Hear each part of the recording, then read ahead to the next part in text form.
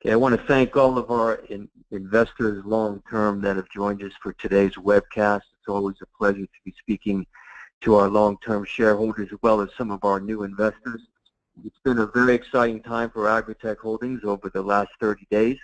For those of you new to our company, Agritek has been a pioneer within the public cannabis sector. In fact, we were the first publicly fully reporting public company within the cannabis sector, and that was almost 7 years ago. It's been quite a journey for me as the CEO, and we have much to talk about for you today. And again, I want to thank all of our long-term shareholders who have been with us for the many years. And again, over the last 30 days, we've had many new people that I've spoken to that have joined us as shareholders and investors. We have specific goals at Agritek, and I want to talk about what our strategy is moving forward to the end of the year, and of course, more importantly, moving next week into the vote on November 8th, and how I believe that's going to change the sector. You know, I listen to a lot of people, and as a Wall Street veteran of over 20 years, first starting off at firms like Bear Stearns and a trader for a hedge fund until I opened up a private equity firm and became CEO of Agritek. You can try and attempt and look at fundamentals, sectors, you can look at charts and graphs, but I would have to say, again, being a 20-year veteran, I haven't seen any market or sector that can truly explain what's happening within the cannabis sector. You can take a chart and you can turn it one way and you can turn it another way, and the way this sector is really focused is how states are going to vote, and especially what's going to be happening next week with 9 states additionally voting for medicinal and recreational, most importantly the state of California being on the vote for recreational, along with Nevada. These 2 states alone that would join Colorado and Washington State are going to turn this sector into what I believe a very next phase, where the federal government is going to look very strongly at what's happening around the country, with over 24 states and another 9 states in line to vote or have some form of recreational or medicinal marijuana programs. Well, I want to talk about exactly what I just said is the outline for logistics. Federal ruling, if the federal government, as there's a lot of talk, if there's mixed emotions right now, if it were to be Clinton, if it were to be Trump, whichever way, Clinton seems to be yielding more towards a rehabilitation stance. If there ever were to come over the next 4 years where there would be a rescheduling for cannabis, we would be able to, at that point, break through the glass ceiling where this sector has been being left up to state law, with still many issues revolving around each state, some voting even to get rid of programs in parts of Colorado this November. It makes it very difficult logistically as a public company to deal with so many states, with so many different rules and regulations, even going down to municipalities. Where we have our land interest in Pueblo, Colorado, for instance, there is a look at changing and streamlining for the city of Pueblo. So when you're going down from state to municipality, it makes it very hard within the public sector to earn solid revenue streams when you're dealing with so many governmental issues, and of course at the top of that line, what a federal ruling may come down and bring over the next several years. Right now, we are working within state laws, are only dealing with licensed growers, licensed dispensaries, or licensed vendors to work with our products. At no time does any Agritek model or subdivision deal with touching the flower. I want to speak about that for a moment, because many believe, and we have over 18,000 shareholders within our cap table, again, as being one of the longest standing companies within the sector.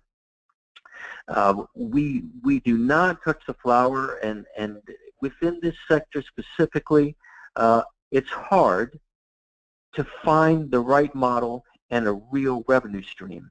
Now, being in this sector for as long as I have, it would have been easy to turn Agritek Holdings into a LED or lighting company. It would have been very simple to make it a hydroponics deal. It would have been very simple to sell some type of cream or one product. But it really wasn't a blue sky model, which I have attempted to create over the many years I've been involved with this company. As most of you may remember, some of our longtime shareholders, we initially came to market as Cannabis Med Solutions, and then MediSwipe. MediSwipe, we were granted the right by banks, the first one to ever handle financial transactions for approximately 150 dispensaries throughout California and Colorado. And we were processing at that time, several years ago, about $20 million in gross transactions monthly. And of course, a year, 14 months into it, the banks changed their regulations because of FDIC rulings, and it took away a business model. And this is exactly what I'm talking about within the sector. So what we did with the money that we raised, which I thought at the time would be the smartest thing, was to accumulate assets. We did long-term leases and purchases within the state of Colorado. We did outright purchases of land in Nevada, and we worked within the beverage and the edible side and even touched upon the vaping side. But still, stepping back, looking where some of the other companies were going, looking at the mistakes that were being made within the sector, even some companies that had been halted for not doing or saying the right things. It was a great learning experience, and I felt to keep Agritek clean and ready to move on any real opportunity that made sense for investors. That was our goal, and that's what we expected it to do. And that's exactly what we're doing now, and that's what the word is happening now on the street about us, and why Agritek has been probably one of the largest all-percent gainers within the last 30 days. And based on where we were even just a year and a half ago, trading at 50, 60, 75 cents, I believe we have a long way to go on the market and common stock side with the present model that I've been able to put back in place over the last 6 months since I've re-entered the company as CEO. And I'm going to go through that, exactly how I've been able to do that. We're going to sustain this growth that we are now achieving by getting rid of most of the bad debt that has been on the books. I have built some very strong relationships with financial partners that we've signed documents that are giving Agritek this month approximately $600,000 in additional funding capital that are going to be used for our new product rollout, that are going to be used off to pay some of the existing bad debt that is presently on the books. And this is why we're seeing these tremendous gains in the marketplace, not only because of the debt holders that we are working with now are not going to be converting stock and keeping our common stock suppressed, but they are long-term partners. I want to make it very clear with this new money, we have always been fully reporting company over the last 7 years. Our Qs will be going up this month. We have hired a new CFO firm, Carrollton Partners, which I'll get into, that are going to be keeping our books straight with some of the moves that we are making in California as far as ownership, and we're going to get deeper into that as well. But with this money, we will be fully reporting once again. We will also be, my plan will be to move and pay the fees to move up to a higher exchange, the OTCQX, where we once were as well. So the present model for Agritek that I have tried to create, well, again, this is going back to, again, the election happening next week. Right now, we're dealing with Colorado and Washington State as the main recreational states. California, which we have every indication is going to pass for recreational use. In Los Angeles alone, there are as many dispensaries as there are in the entire state of Colorado. So this is a real game changer. California is the biggest potential market in the country, and the passage of Proposition 64 is what it's called, will create an absolute explosion in the value of public cannabis companies, and also allow outside investors and companies like ours to partially own dispensaries as well as cultivation licenses, the same that has been passed in Washington State and the same that has been passed in Nevada. So it's going to be a very exciting time for us. Yes, this is just a standard review of Colorado and what has happened since it's gone recreational. Colorado has shown over $130 million in taxable revenue to the state since it's gone recreational. So again, I do not see, and based on all the political findings, see any major roadblocks next week with what's going to be happening in California with Prop 64, as well as in Nevada, question 2.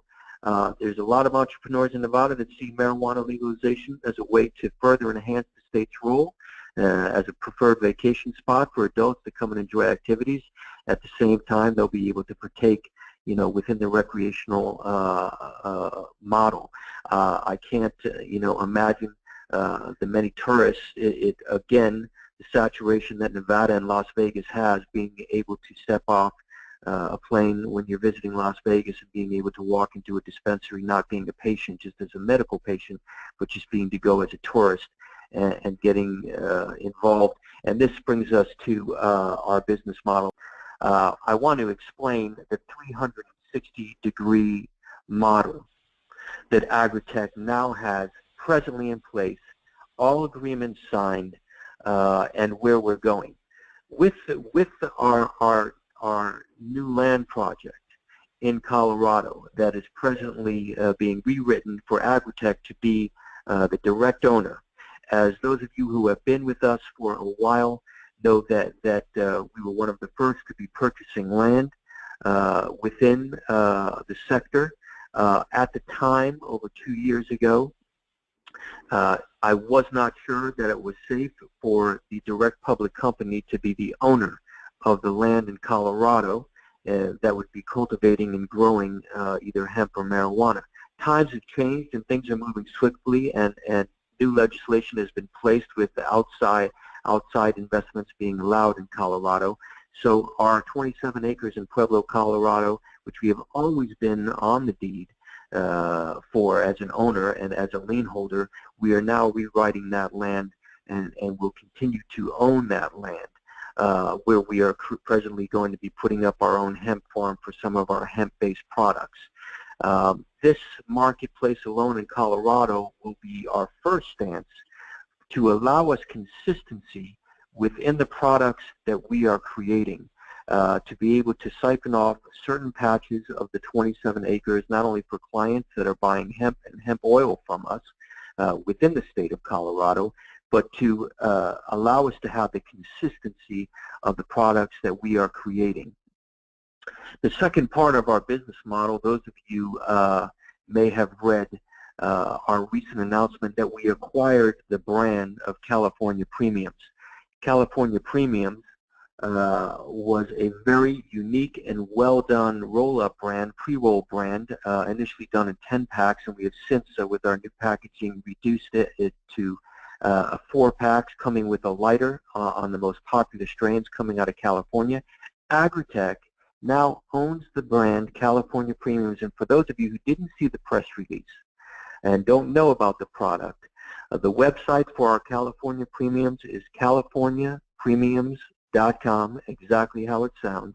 You can see the product itself, and we are just talking about now and moving into the manufacturing and the distribution to well over 200 dispensaries throughout California. Of course, we wanted to wait to see what happens November the 8th, but either way, this product is ready to be delivered this month to the medical side and patients of California right now. It's an already established brand that we were able to negotiate a flat royalty fee for every pack of California Premiums sold. So I want to go through that a little bit and talk about the revenue model and how we're able to do this on behalf of Agritek on the California Premium side. We are creating all the packaging, and own the exclusive license for the brand, and we'll set up in all legal jurisdictions to sell these. Now, you can be in Colorado, or you can be in Washington State, or even in Florida if legislation for medical passes here. We will be setting up individual franchises. Everybody knows, despite that there's 24 states with 9 on the ballot, that the best cannabis and marijuana comes from California. So we believe that California premiums will be, if you will, the Marlboro of all pre-rolled brands. There's many dispensaries that do their own pre-rolls, but having the line of California premiums, having the reputation of it, and putting some real celebrity names to be announced behind the brand, we believe we're going to do very well with it. Agritek is going to take a flat, roughly $2 based royalty fee on every package that goes out. The packaging, the roll-ups, the cones, everything will be delivered to a specific dispensary or manufacturer. They will be manufactured with product and at that time distributed throughout each regional area or regulated jurisdiction. So just simply using math as a model, we can take 200 dispensaries in Los Angeles County alone. Very conservatively, each of these collectives have or deal with anywhere between 2,000 to 5,000 patients right now. Some of them have 20,000 patients. I'm trying to use the most conservative math possible, and I would estimate that if each dispensary that we are distributing to sells 10 packs a day, which is a 4-pack, which is just 4 pre-rolls, we would be moving roughly, you multiply that by 200, 100 packs a day, you're talking about 20,000 units. You're looking at roughly $40,000 a week in income just from our California Premiums brand. We're already talking about moving the brand and licensing the brand exclusively to a company that has been well established in Colorado and has a reach of 340 dispensaries as well that they are presently selling beverages to. And at that time, if we can duplicate the California market there, we're looking at double the revenues based on the flat royalty fee alone. So that's one revenue model that we have. I believe the most important part of this sector has always been the technology side. This is the only place that we've seen real banking throw money into this, and this was done with Weed Maps. It was done several $1 million into Leafly. Those of you that read the news 2 weeks ago, there is a company based in Northern California in San Francisco called Ease Up. It's a very simple app that just received the Series B round of $12 million that allows you to order cannabis online and it's delivered directly to your home from a local dispensary. Those of you remember our press release and our partnership with Stork that was done about 2 months ago. We have an exclusive partnership with Stork. Right now it is a web-based platform.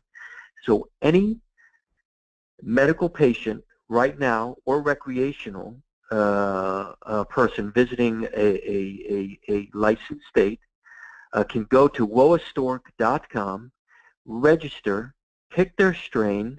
It points you to a specific dispensary by your zip code or by your phone number that has that strain, and it can be delivered or picked up by you. Agritek right now as a partner receives a flat delivery fee of $3.75, which we share with Stork. Right now there is just over 10,000 patients on the platform, and we do have an exclusive partnership with Stork, and we are presently working on the application so that the application works on your phone. So we are already there in the fact where Ease Up is, and that is our technology side. So I want to recap so far.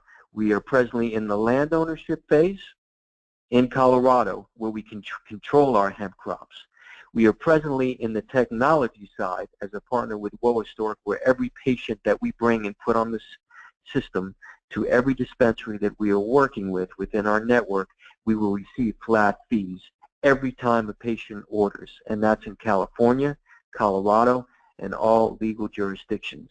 Finally, by working with the patient at inception, by working with the dispensaries with our products and our roll-ups, it gives us this sort of Southern wine and spirits model where we are presently working with the POS. We are presently directly involved with the dispensaries as a partner. We are directly involved with land ownership, and we are directly involved and have access to the database of our own patients, which in the event of a reschedule to Schedule 1 of the drug by the federal government, this is when you're going to see regulated companies and the Pfizers and the Amgens and the big pharmaceutical companies come in. What are the first things that they're going to want? They're going to want the companies that have been able to database patients, what specific strains they use for specific ailments. So a Pfizer, and I can tell you I'm not able to, under NDA, mention which one, but a Pfizer-like company has already approached Stork and the company we work with as an exclusive partner to be a database supplier. If they are coming out with a new drug once cannabis is rescheduled, and they need 10,000 patients suffering from breast cancer or 10,000 patients suffering from Alzheimer's or glaucoma or a new drug for chemotherapy, they are going to be looking for these medical databases that we have been able to establish as a partner with Stork and be part of that, and what revenues can be gained by that by working in all states, Colorado, California. Having this proprietary information and database, again, is unfathomable. It's worth millions and millions of dollars, in my opinion, on having that patient information. Let's talk about our final product, which we just mentioned recently as well in the news, is our hemp pops. Presently, we are negotiating 2,000 doors, retails, gas stations, dispensaries right now for the first vegan, non-vegan, dairy-free, gluten-free hemp popsicle. We have also applied for the trademark for hemp pop as an edible, and we're very excited about this because this is not only a dispensary or a medical product. This is a big box store product. I don't know if any of you have visited our social media, whether that be hemppops.com or our Facebook or Instagram for hemp pops, but you can see the popsicles, the labels, and these are just going out under distribution right now. We're starting off with 2 flavors, coconut and dark chocolate, that are infused with pure hemp seed oil that we're presently importing from Canada, from Manitoba. And our goal is, of course, once we get our hemp crop up and running in Colorado this year, is to supply our own hemp oil for consistency. But right now, Manitoba is the largest hemp oil importer to the United States in the world, actually. And to have that, this infused popsicle as a wholly owned brand that we own, that can go into big box stores such as Whole Foods, Publix, Trader Joe's, any of those. It is completely legal. It contains no THC. Anybody that is part of the hemp movement knows the benefits of hemp oil and what it causes by taking a tablespoon a day of the oil by infusing this product. Again, this is a product that is not just sold in dispensaries or to medicinal patients. This can be sold right next to as the first wellness dessert or wellness ice pop, and we're extremely excited. Taste tests have gone through the roof. Everything is organic, produced in an FDA-approved facility, our own manufacturing, and as I said, we're right now negotiating distribution for 2,000 plus locations. So again, we have the land side, we have the technology side, and we have the edible and product side that I believe surely sets Agritek apart from any other company within this sector. I believe that there is going to be some real consolidation within the cannabis sector over the next several months. once this election takes place. There are those companies that have been around for quite some time that have established business models, and whether that's selling CBD or whether, again, that's selling lights or selling hydroponics products. I do not believe that there is another company out there that deals with land ownership and subleasing to licensed growers that actually is in the medical and technology side, that is able to create its own nutraceutical division with our hemp powders, with our hemp oils, and has the side of an exclusive pre-roll cannabis brand that we have complete ownership in, as well as big box store products. So Agritek Holdings as a holding company, I believe, gives any investor, whether institutional or the new investor that's seeking to get into this multi-billion-dollar marketplace after next week, gives you the roundabout 360-degree model, as we've been able to prove. This is our plans for Pueblo. I want to speak as far as on the board of Agritek. You know, as a company, again, when I speak to shareholders, they say revenues, revenues, revenues, and we went over that. I mean, even large companies like LinkedIn and Facebook have yet to show a profit as long as they've been around. These are massive side companies.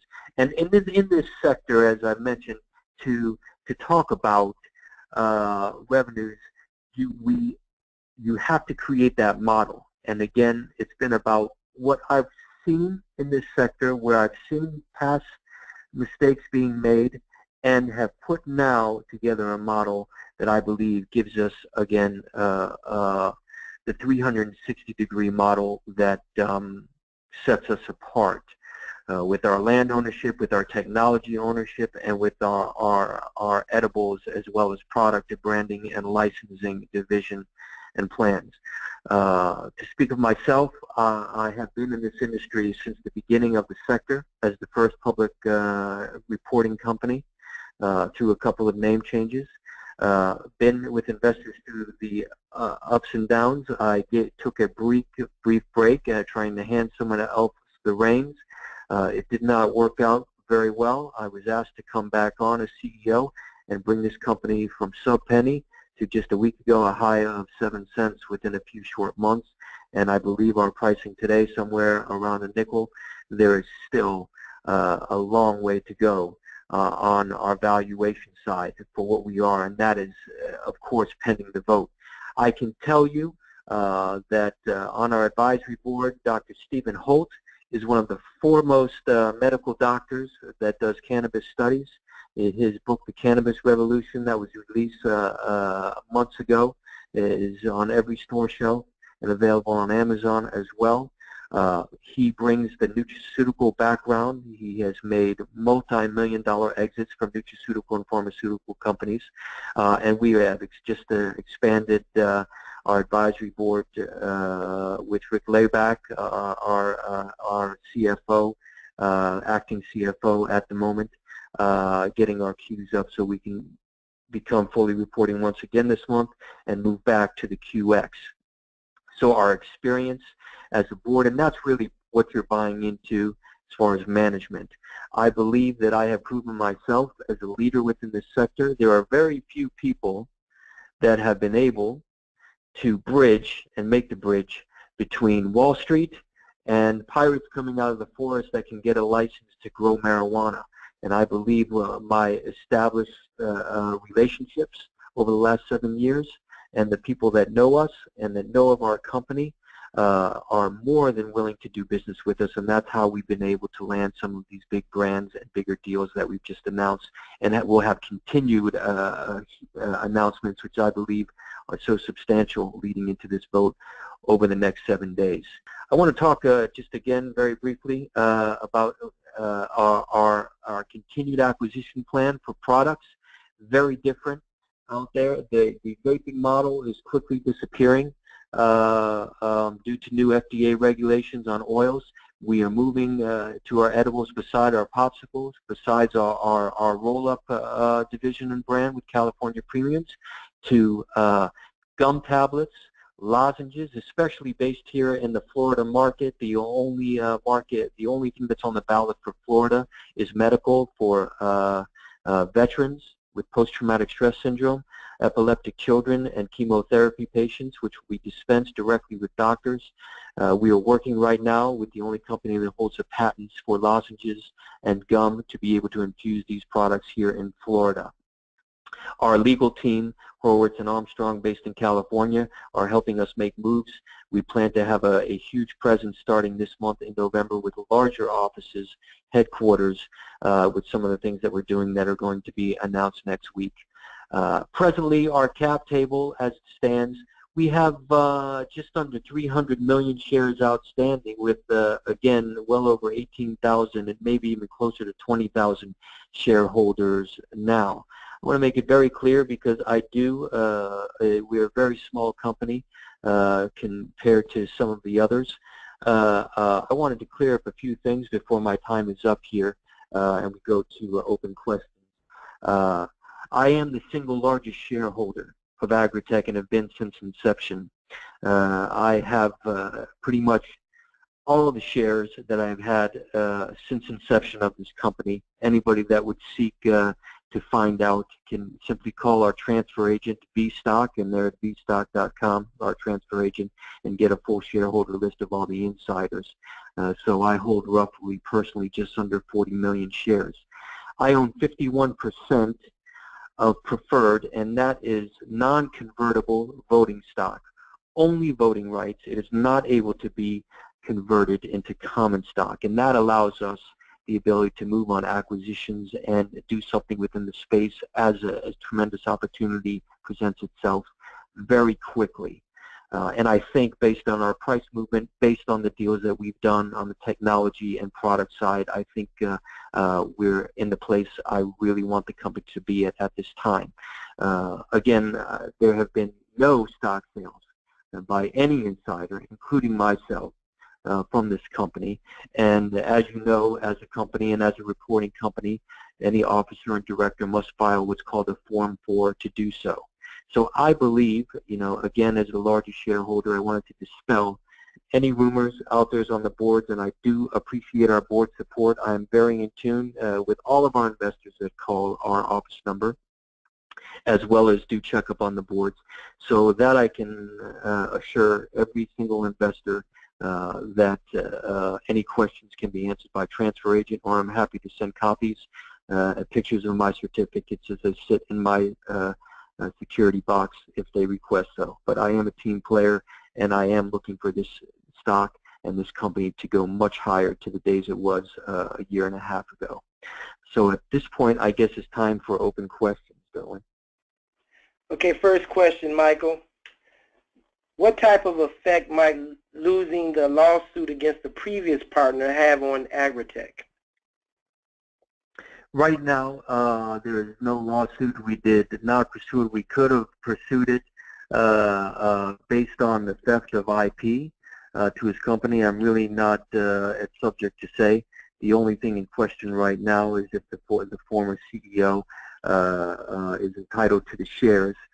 Based on the SEC filings, he relinquished all rights to those shares with his 8K and with his resignation. So there's presently no lawsuit, and nothing would affect our present strategy with what was previously announced, other than what's being handled in the courts right now to ownership, and it looks like things are going our way with that. That's all I can say about that at the moment.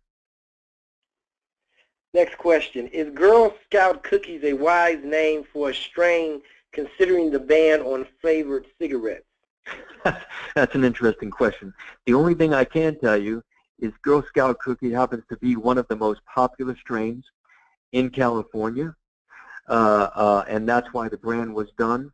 I can tell you that under our California Premiums brand, most of the celebrities, and just because of the name, there is a strain called Caviar Gold, which we are coming up with our California Premiums in a red box and a gold medallion. So I don't make up the name of the strains. What I do believe is, as further regulation continues, These names, Girl Scout cookies, OG Kush, bubble gum, Can't Find My Way Home, whatever it may be. These are all going to change as the system becomes more and more regulated, and if drug companies, nutraceutical companies do, and when they get involved, obviously there's going to be something more of a line of Sudafed or more names that are in tune with the nutraceutical companies and large drug companies. So we have nothing to do. That is not our brand. It happens to be one of the most popular strains right now in California with OG and some of the others. Just like Snoop came out with his own strain and all those type of things. So we're just going out with the most popular and most saleable in dispensaries. I noticed on your, press release, your pre-rolled California Premium Pro Cuts had the SC Labs logo. Can you comment on Agritek's relationship with SC Labs or any other cannabis testing companies in the industry? What I can tell you is our partner that has that owned and created the brand, Epicenter Meds, which this is where the first ones are being created, manufactured, and distributed, and more will come out on this next week.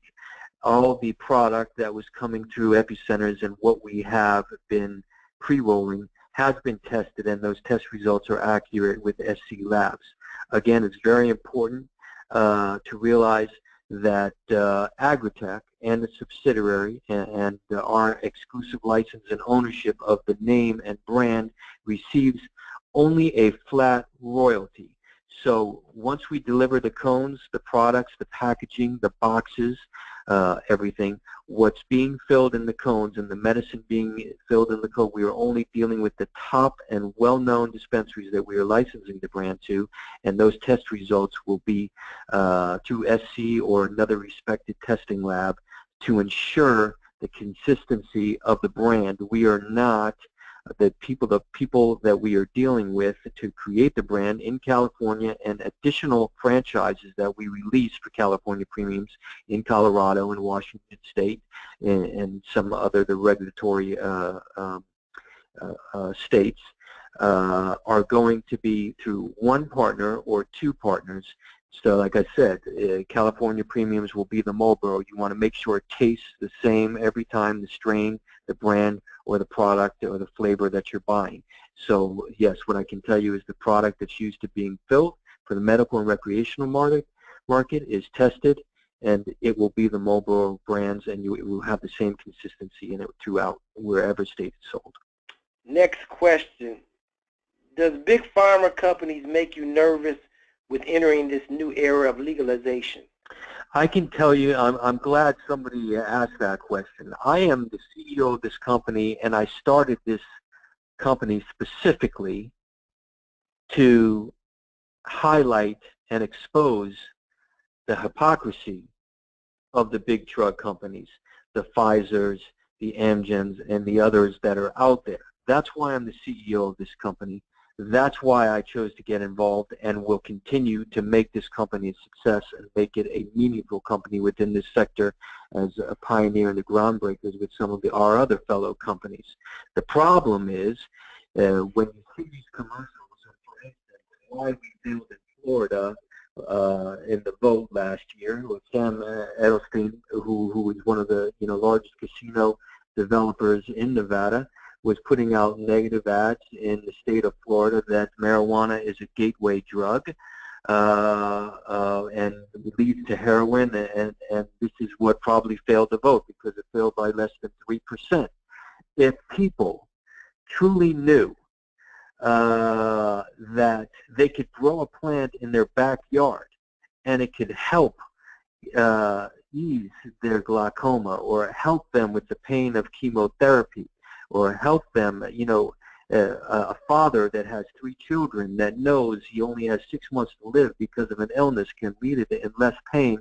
This is what I'm involved in because of this hypocrisy, because these drug companies want to sell their pills for $300 a piece. And just for instance, with this whole new scandal with EpiPens, You know, it's all about money and revenues. And so that is the reason I am involved in this industry. That is the reason I want Agritek to create these products of a pre-roll, edible lozenges, and gum to expose the hypocrisy in this marketplace and allow people to know that this is exactly what we're doing, that one of these big drug companies, I believe, is going to look at us eventually as a target as legalization happens. They're going to look at our fields that we have.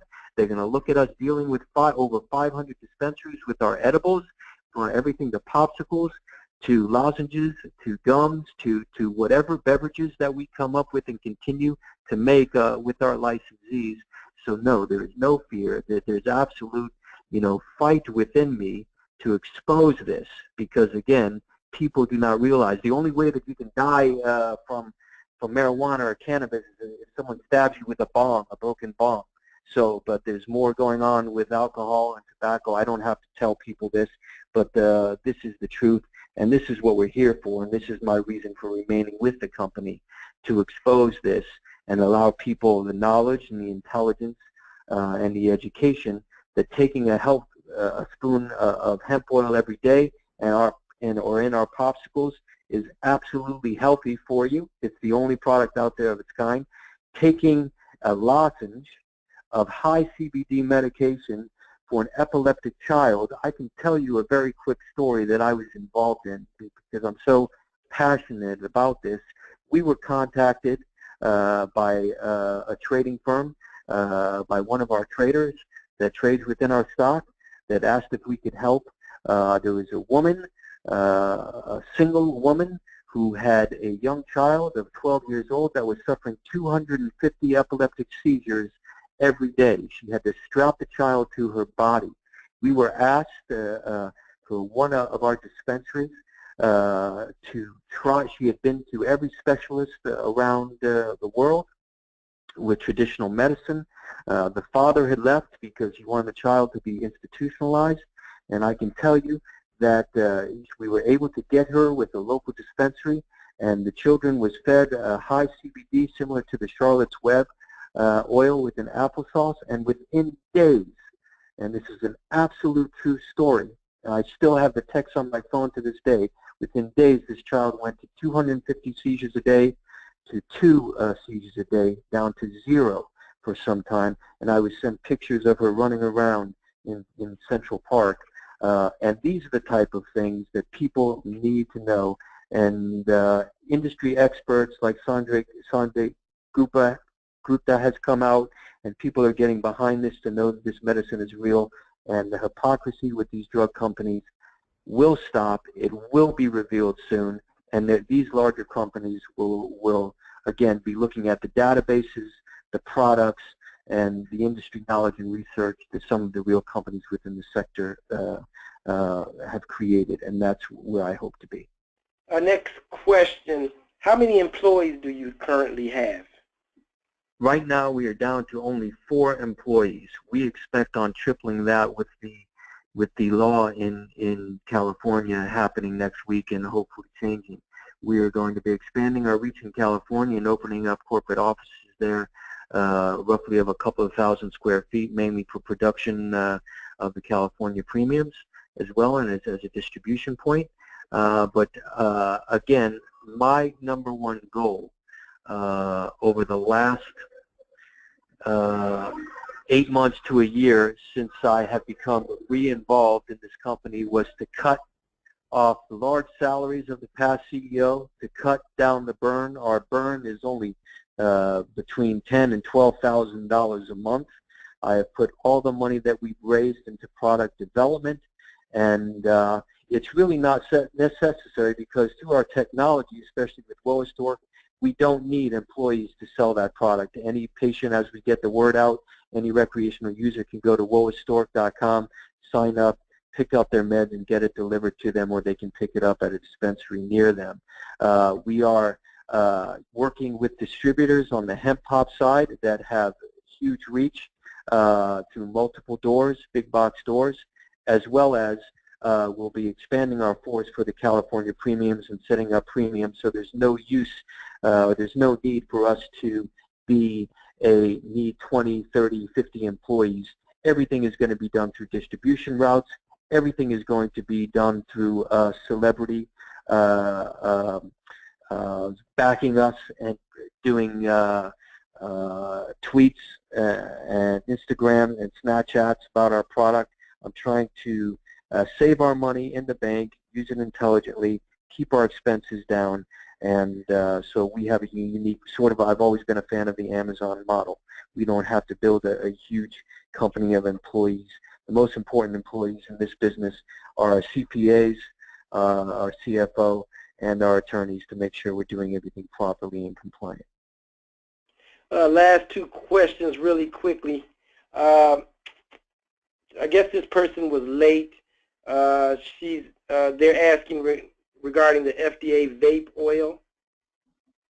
Yes, it's recently come out that all the companies that were in the business of making vape oil for vaporized pen, specialized flavor oil, a lot of it coming from China, a lot of these vape pens exploding, some people getting sick, and toxic chemicals found in these oils. The FDA has come in and basically shut that entire business down. Now there's two sides. We're talking about e-cig and e-cig oil. I am not talking about hash or cannabis oil that's presently used. That is a huge business. Right now, very sticky regulations among the states. Again, we're not involved in the production or creating of oil or even in the production or growing of cannabis. But even in California with legal dispensaries, there have been people that have suffered. In fact, there was even a seizure today at a dispensary in San Diego, pre-vote, and a lot of these oil people that are creating oil out of cannabis, hash oil, are have faced some real legal problems. So we certainly don't want to follow that. But I was speaking with regard to the FDA coming in and basically shutting the e-cig business and the oil down for nicotine oil. And the last question, Michael, and this is forward-looking, and you probably can't answer it, but once the cannabis industry becomes a $20 billion industry, what are your outlooks on the stock price once the industry gets up to $20-something billion? Again, hoping that we get there. There's no question that next week is the game changer event between California and Nevada. If you have two states this size with the amount of saturation, the amount of users, the amount of tourism go recreational, it is going to be a game changer. Agritek is the only company that has these type of products that, one, are able to, through Woa Store, get your product delivered or have it waiting for you from the recreational side directly from the web. I can tell you that we're not far from getting an app approved for iTunes and Android. So I'm very excited about that you won't have to use your computer to do the or it will be very similar to the Use Up app, and we're very close to getting that done on our own.